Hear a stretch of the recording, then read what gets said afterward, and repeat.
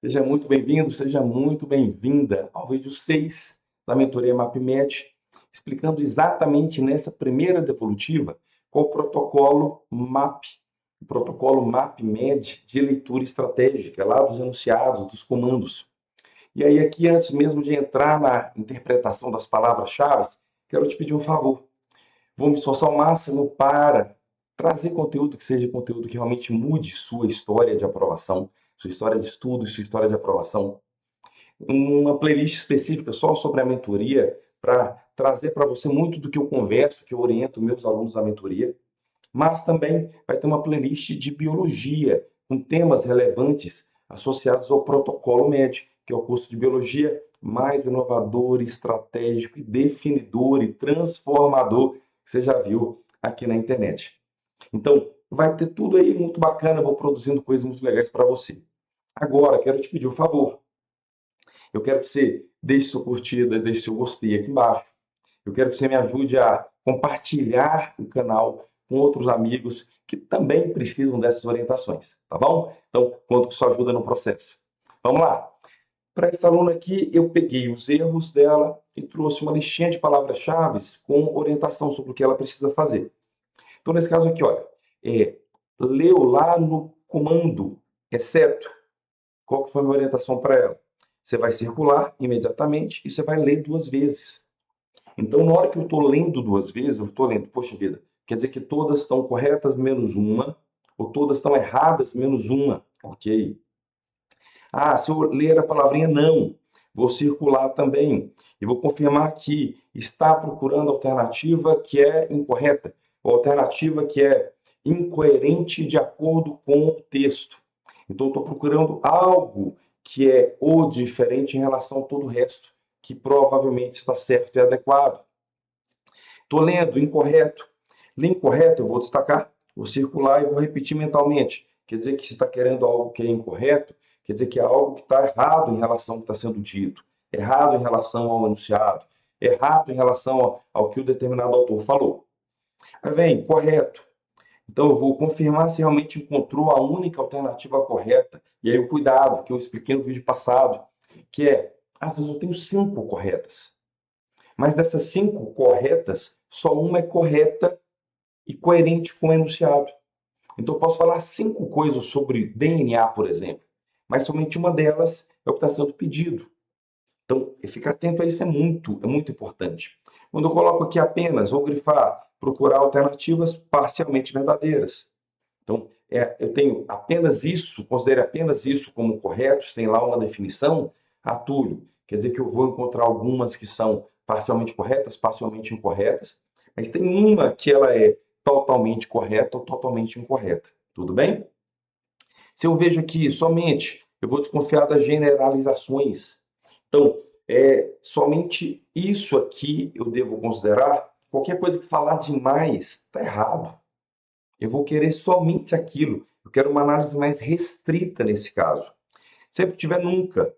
Conferir se realmente não existe exceção. Então, nunca determinada coisa sobre o DNA.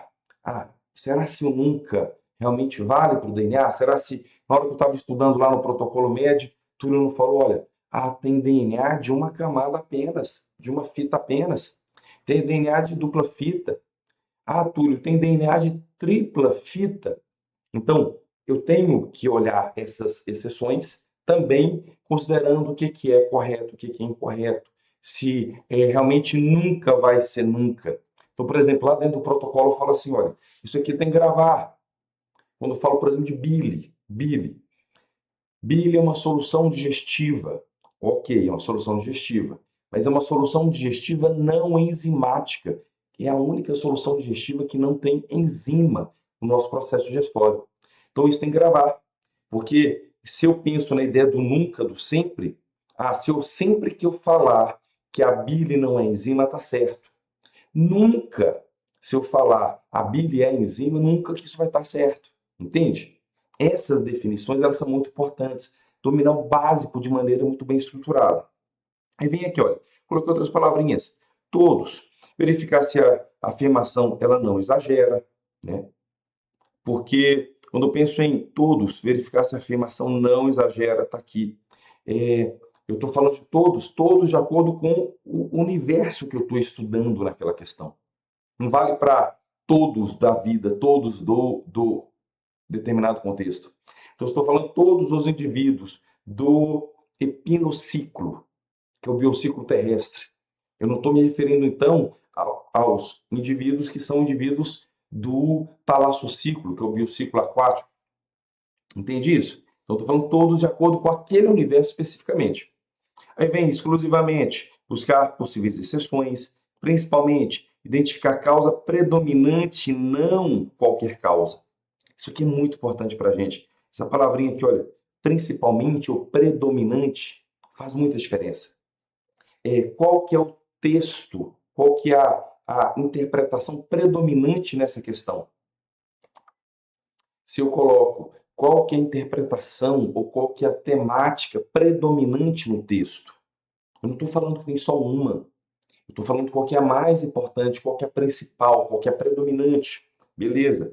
Aí se eu venho aqui, qual que é a melhor explica? Quer dizer que eu não vou procurar apenas a afirmação verdadeira, só que eu vou procurar a mais completa. Além da verdadeira, a que é mais completa. A mais coerente, relacionar texto, contexto e comando. Preciso fazer isso. Vou encontrar algumas alternativas que podem estar corretas, mas elas são coerentes. Ok, tem que pensar nisso. Objetivo, perguntar, o autor quer convencer, quer informar ou quer criticar algo? Porque se eu entendo essa lógica, eu já tenho por base algo que eu vou procurar ali nas alternativas, nas outras alternativas. Entre os distratores e o gabarito vai ter, se o autor quer criticar, eu vou buscar ali uma alusão, uma referência a essa crítica que está sendo feita. Predomina, procurar a ideia central e não detalhe. Quando eu falo predomina, quer dizer que eu não vou olhar, é a mesma lógica do principal. Eu vou olhar qual que é o tema predominante, o tema principal. Quer dizer que a resposta ela não vai estar nos detalhes, nas outras linhas de argumentação do autor, do texto base. Eu vou pensar no que é principal, qual que é a conclusão mais importante a partir daquilo. Depois, infere-se que a resposta está implícita, não explícita, quer dizer que você leu o texto e eu posso inferir, quer dizer que eu posso deduzir que. Então, a resposta não está no texto, mas eu posso ter a partir de algo que o texto me permitiu concluir, me permitiu inferir. Tudo bem? Aí vem, pressupõe, busca aquilo que precisa ser verdadeiro para sustentar o texto. Então, vou avaliar. Túlio, alguma coisa pressupõe que. Eu vou buscar aquilo que precisa ser verdadeiro para validar a minha resposta. Então, eu enxergo, eu encaro, eu defino algo que eu tenho que entender como verdadeiro para, a partir daqui, procurar alternativa, que é a alternativa que eu posso deduzir a partir dessa pressuposição. E, por fim, aqui, evidencia. Procurar provas no texto, não conhecimento prévio. Então, a palavra evidencia, ela é uma palavra que mostra para a gente assim, olha, volta para o texto. Eu tenho que buscar referências no texto. Não é o conhecimento que eu tenho sobre DNA, não. O argumento do texto evidencia que eu tenho exceções no padrão de organização do DNA, por exemplo. Tudo bem? Bacana? Palavras-chave que são muito fundamentais para a gente. Fechou? Aí, olha só, na sequência.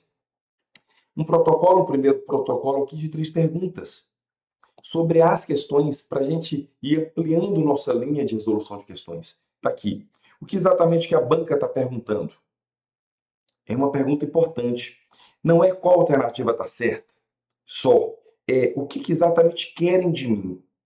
Querem que eu avalie uma evidência para eu pressupor tal coisa? Sim, ok. Querem que eu entenda que há uma criticidade aumentada no ponto predominante, no ponto principal? Sim. Então, é o que a banca quer de mim. Não é tão somente a resposta, que é a resposta correta ou incorreta. Tudo bem? Segundo ponto, existe alguma palavra que muda completamente a pergunta? Essas palavras que eu acabei de ver, elas mudam a pergunta. Elas mudam a forma da gente voltar no enunciado para pensar algo.